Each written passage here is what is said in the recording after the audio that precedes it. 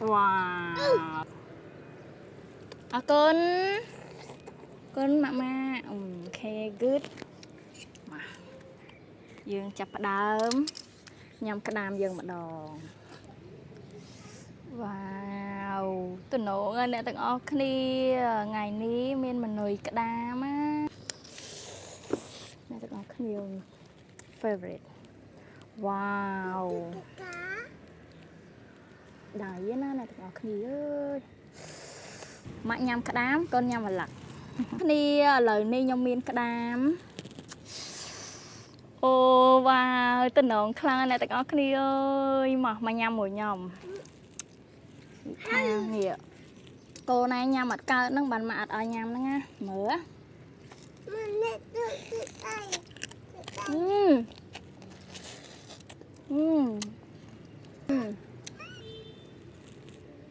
Nhâm cho chặt nha một cái tầm bò. Nhâm cái đam nó á.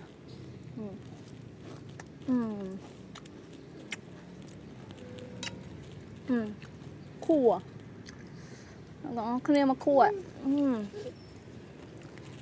Rồi mình tắt máu.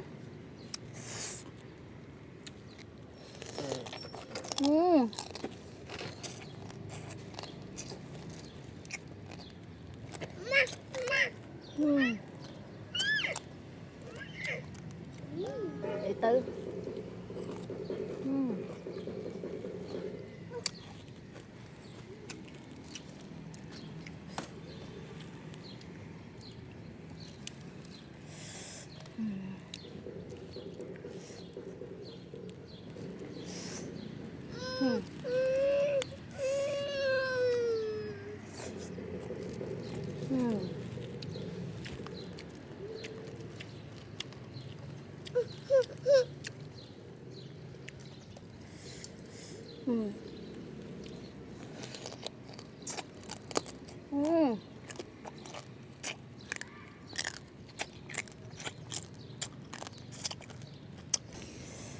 Nè, chụp ba cha.